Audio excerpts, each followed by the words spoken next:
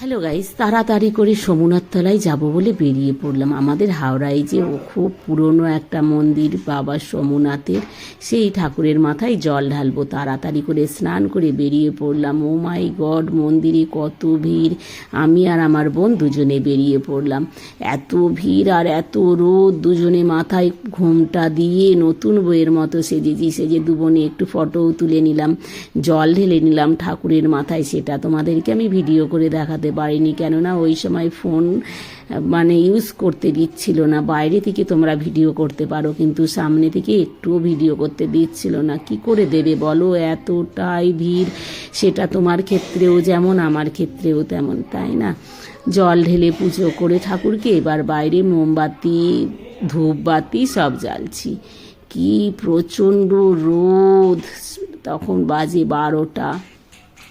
দাঁড়াতে পারছি না রোদে তাপে, কিন্তু ঠাকুরের কাছে তো আসতেই হবে বলো। আমিও একটু পুজো করে নিলাম, ধূপবাতি আগরবাতি জ্বালিয়ে মোমবাতি জ্বালিয়ে আমিও পুজো করে নিলাম। আমি আমার বোন দুজনে পুজো করে নিয়ে মনে যা আছে মনস্কামনা জানিয়ে বোনকে বললাম, চল বোন একটু মন্দিরের দিক ঘুরে আসি।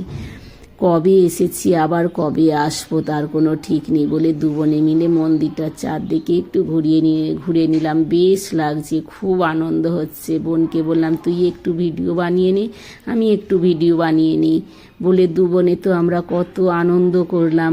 বনে বনে কতদিন পরে দেখা, তাই না? আর সবাইয়ের সাথে দেখা হলো, বনে বনে দেখাটা খুব কম হয়। আর আমি তোমাদের দেখাবো আমাদের যে খিরিশবেড়িয়া সোমনাথ তলার মন্দিরটা। এই মন্দিরটা অনেক দিনের পুরনো মন্দির আর খুব জাগ্রত মন্দির বাবা সোমনাথ। মন্দিরটা আগে একটা পুরনো ছিল, সেটা ভেঙে চুরে নতুন করে বানানো হয়েছে। আর খুব ভিড় হয়। সবাই মনে মনে যা আছে সবাই সকলের মনস্কামনা করলো ঠাকুরের কাছে, পুজো করছে। ভালোও লাগছে দেখতে, সুন্দর লাগে, তাই না? মন্দিরে আসলে সত্যিই যেতে ইচ্ছা হয় না বাড়িতে।